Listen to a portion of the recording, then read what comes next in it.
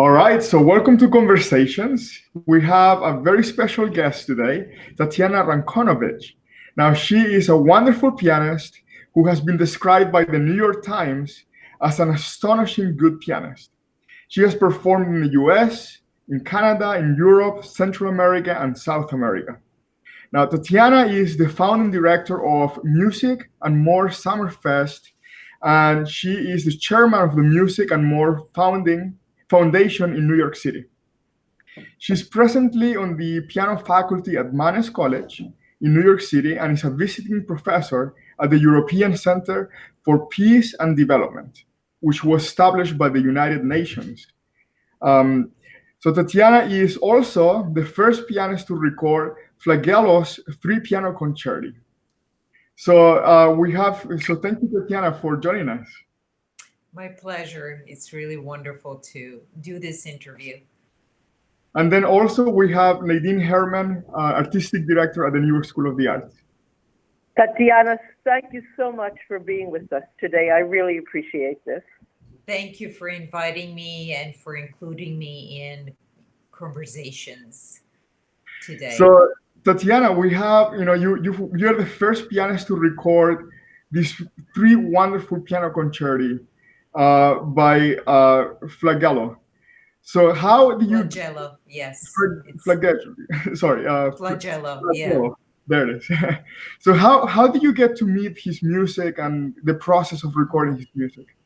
Right. Well, I was studying at Juilliard. This was in the 80s when I met Walter Simmons, a musicologist and author of a couple of really amazing books on composers of this traditional, I can say, traditional vein. So and the composers were Flagello, Vittorio Giannini, Paul Creston. Also, he wrote a book on Persichetti, Peter Menin. So these were the traditionalists, as he called them, because they follow the traditional compositional forms and structures and harmonic language.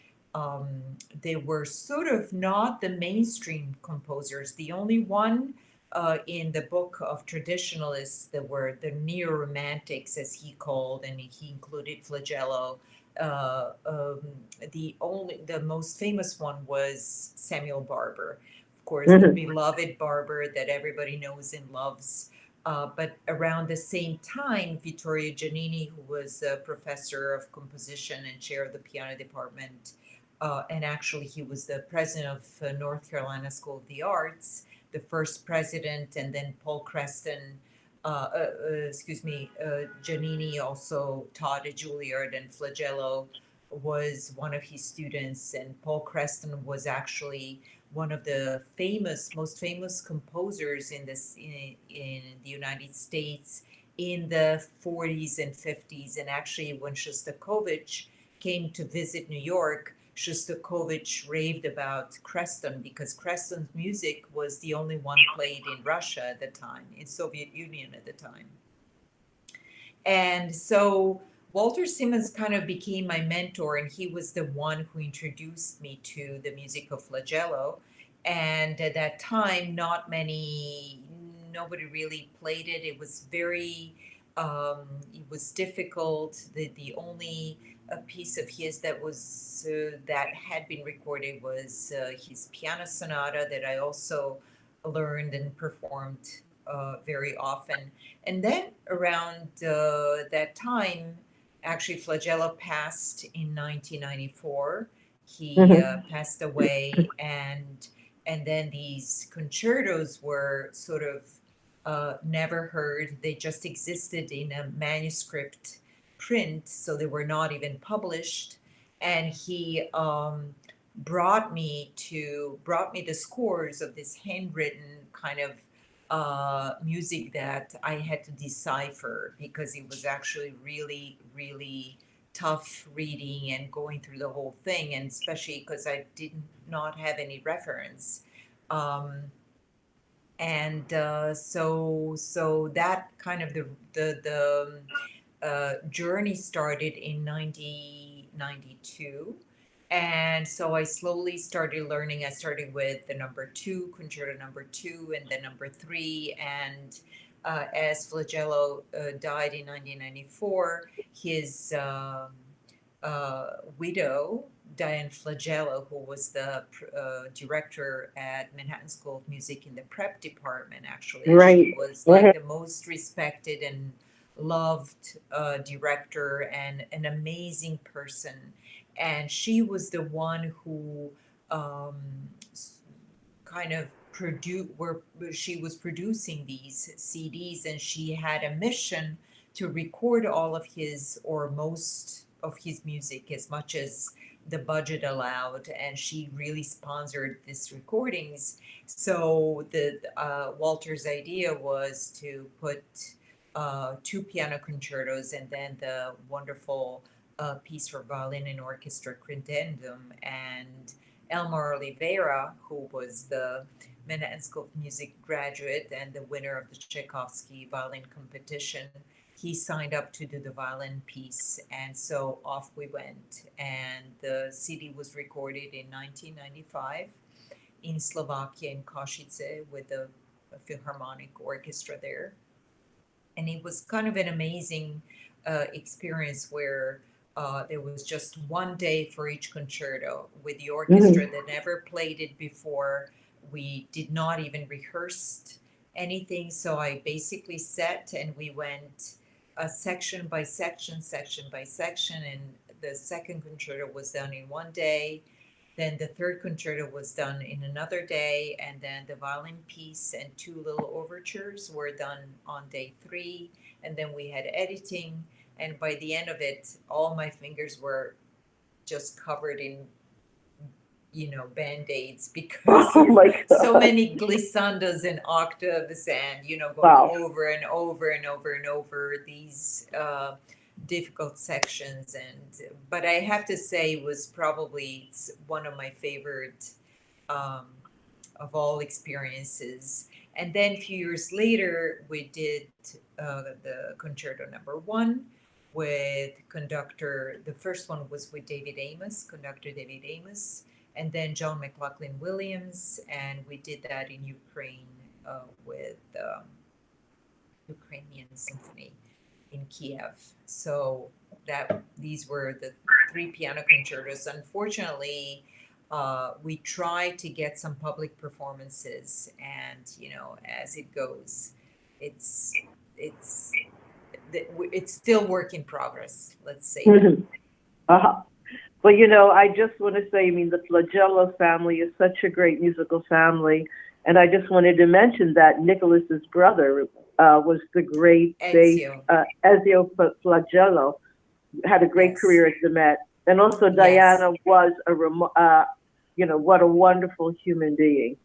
What a wonderful. She's so Yeah. her she is soon to be 90 years old Wow. and is celebrating her birthday soon. And she is still strong, most positive, most enthusiastic. As a matter of fact, last year she came to Music and More Summerfest, to my festival. She Mhm. traveled all the way to Bosnia and Herzegovina, and she stayed for the entire time. We played, one of the students conducted Flagella's piece for string orchestra, Cliffs, that also had been recorded and is on a CD. And so she came for that. She wanted to be present when her late husband's music was performed, Wow. and she was just amazing. She was there, and she went on a hiking trip and Hmm. wine tasting, and she enjoyed the wines and the food and every concert. And it's just, her comments were amazing. And then at the end, she sent me this letter with her thoughts and praises for the festival. So Wow. What a she's great a dear, legacy. yeah, what a great, Hmm. yeah, she's a dear friend, Hmm. definitely. Well, Tatiana, I wanted to ask you about your festival. I mean, I can't imagine the challenges. I mean, I do imagine the challenges of what it was like even to get a festival going. But right Right. now, well, first of all, tell me about your festival and what are the challenges you're facing right now? So the festival, over the many years, I came to this country in 80, 82, end of Hmm. 81, but it really 82. And throughout my studies and making as a pianist and educator and so forth, and I always dreamt of having a festival. And so as the years went by, and I kind of thought, well, now I'm already, I'm, mature, and I've had, experiences, and I just sort of, I also taught at many other festivals, and I always thought, Hmm.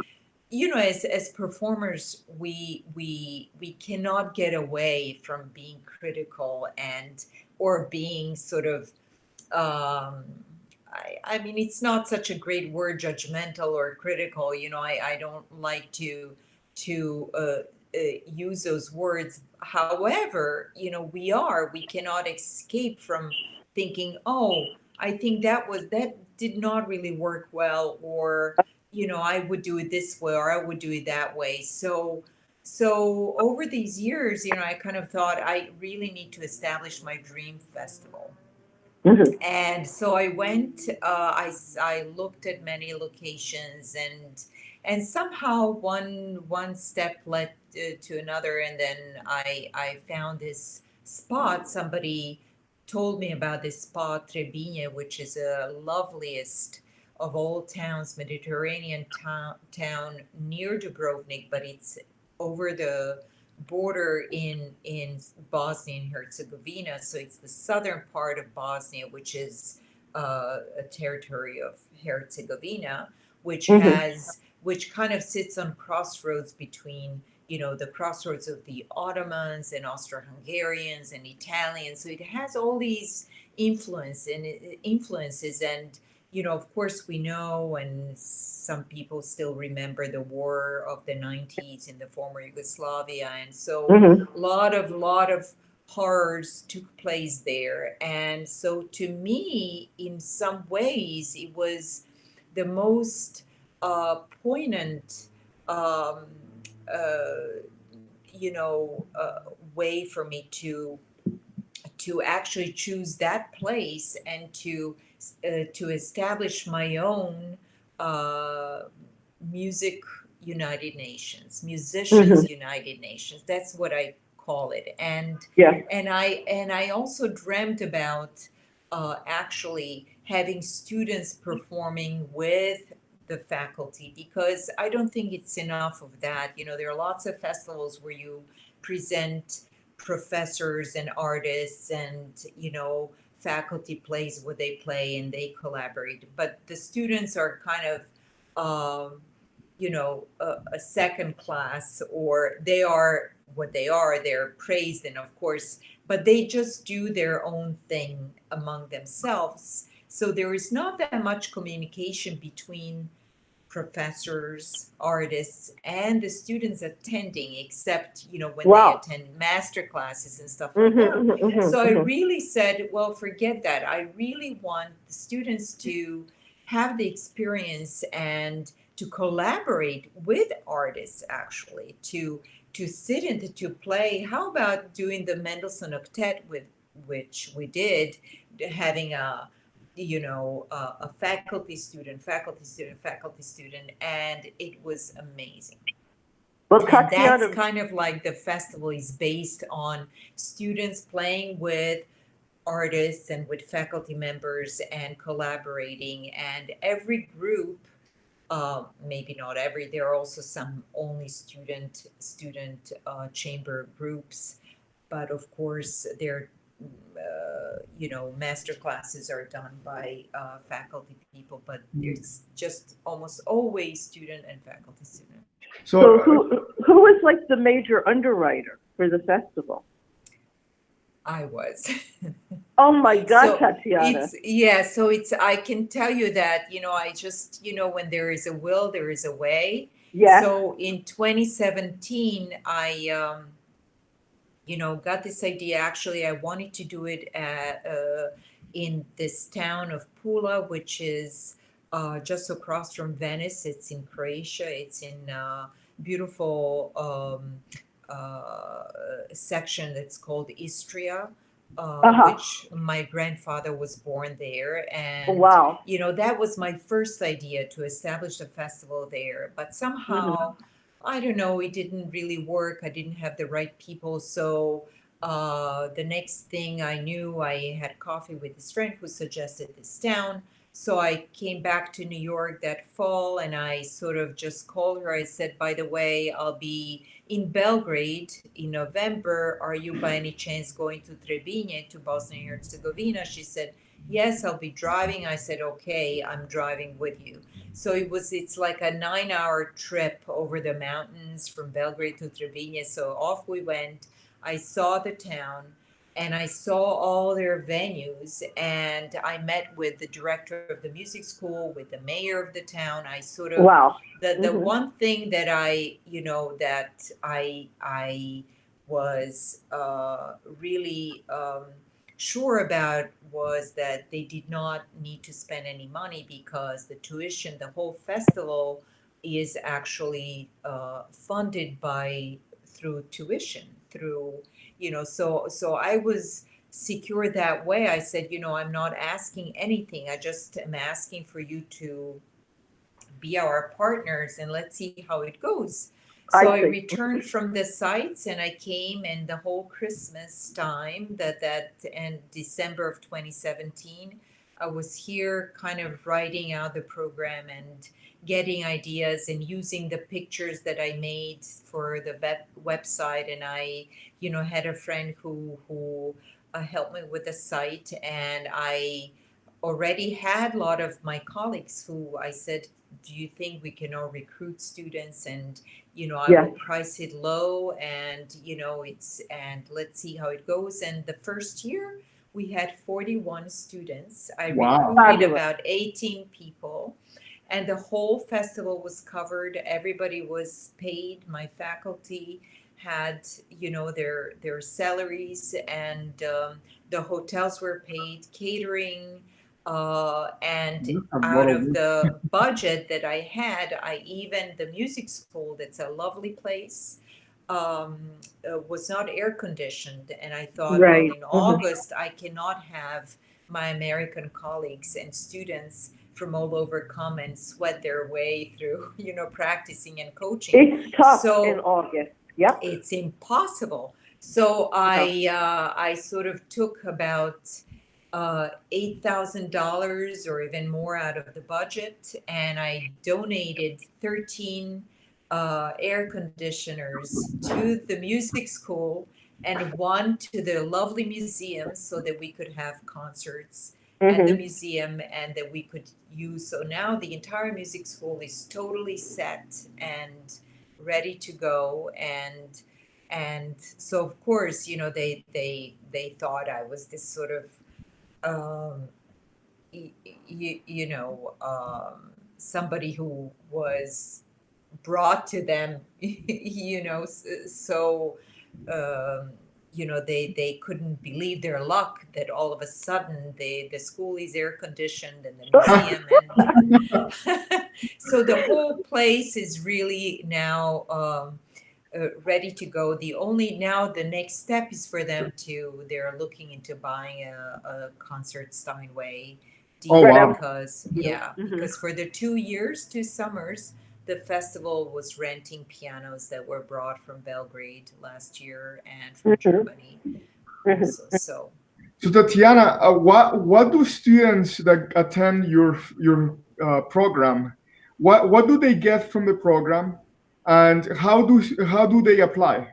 How do you accept so they new apply. students? There is a site I publicize through Facebook and social media. Also, I have a mailing list, and we send a person who is doing my PR. He um, s- sends he we have a mailing list of professors and colleges, universities, Are there around. any other certain instruments Oh students? yeah, it's piano, strings, all strings, and string orchestra and chamber music. That's basically for now.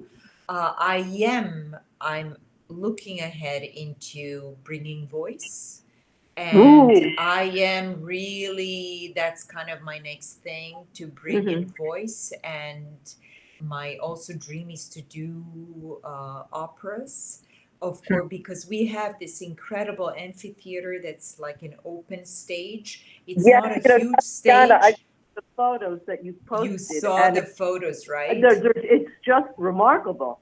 It's remarkable. And so my idea is to do a Baroque opera, Hmm. Wow. or, like a French Baroque, or that would be just lovely. And to have a little harpsichord there to accompany, and, to sort of do something like opera shorts, something like Hmm. that. So that's something that I would love to do. And our conductor and my wonderful colleague Dorian Kehlhag, who is a chef director of the Falkland Orchestra in Philharmonic in Germany, and Hmm. he is a professor of conducting and piano at the Innsbruck Conservatory. So he's an opera conductor, and loves opera. So with him, we were talking about that, and we were actually thinking of doing it last year, but I think it was premature because it's a whole other thing. It just Hmm. needs recruiting voice majors, and just kind of expanding, maybe adding few days for rehearsals, because it just needs a little bit more of planning. Well, So what is the musical life like right now in Belgrade? I mean, what is going on there as far as performing and the virus? the virus, well, you right now the virus, since I was just there, actually I Hmm. managed to get myself there, Nadine, because of my father's passing. And Yeah. so I was fortunate to get myself there, and to see him before he Hmm. left us. And so the life seems, actually, I have to say, it seems more normal. I felt very safe. Yes. And it's of course it's a smaller country. It's not like the Hmm. States. Everybody is obeying the mask laws. Everybody is wearing masks in stores and closed environments. Yes. um, but the schools, I think they figured out a better way to um, hold classes, and to kind of cluster the audience around, and to do contact tracing. And so they are my colleagues are, the conservatories open and conducting classes. And In person. uh, in person, Wow. yes. Yes, Wow. in person, with masks, at the distance. Hmm. Um, some concerts are also happening. Um, of course, it was summertime, so a lot of it was outside.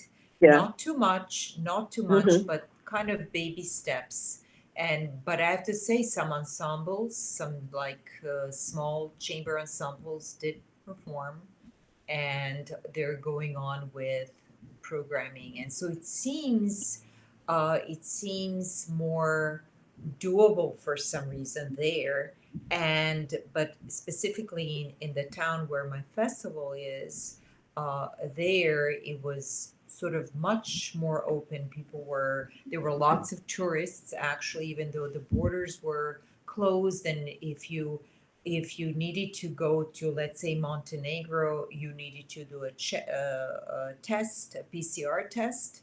Wow. However, it's also that is much more available. Like you get tested in the morning, you have your result by 6 p.m. That's what I did in Belgrade. So it was kind of, it's more available to people, you know. It's sort of that way. Wow. Now, Tatiana, we have to have our conservatory students take advantage of your program. I think we're gonna have to encourage them, Nadine, to apply Yes, to this. definitely. I Yeah, would love to. And Nadine, when yeah. we have when we start the opera, I may come to you. So get ready. Yes.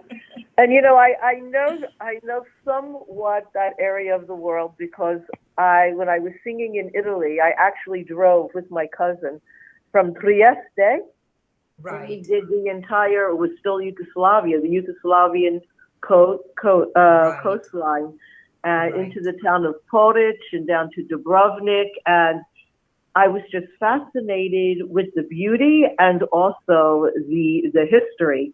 The Right. antiquity is just magnificent. Right, it is. It really is. It's just magnificent, and it's somehow still, of course, Croatian coast is now, very westernized.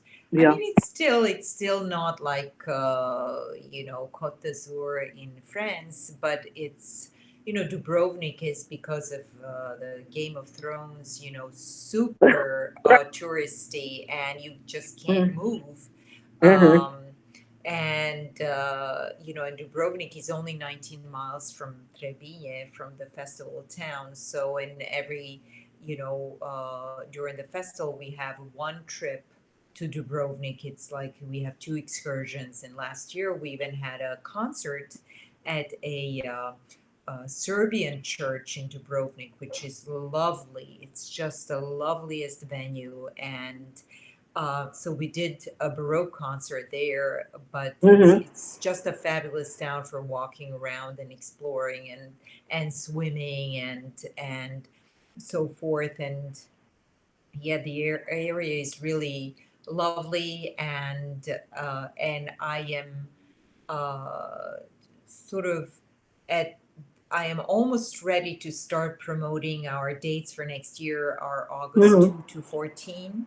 I'm just waiting a little longer to see, it's like we're all kind of in this same position of waiting around and kind of, but do you wait? Do you not wait? Do should I promote sooner or Right. later? And it's just Yeah. kind of, it's a tricky situation, and to Very. just time it right, because I don't want to now start creating posters and things and then having to cancel. I mean, that's what happened last year. Yes. We had everything to go, and actually I had students who applied, and then by May, I had to make this decision that the festival was canceled, and then everybody got their monies back, and so Oh, that's one way you're doing it. But it just, it's better maybe to wait a little longer and see what will something change, I for know. us here, you know. Yeah.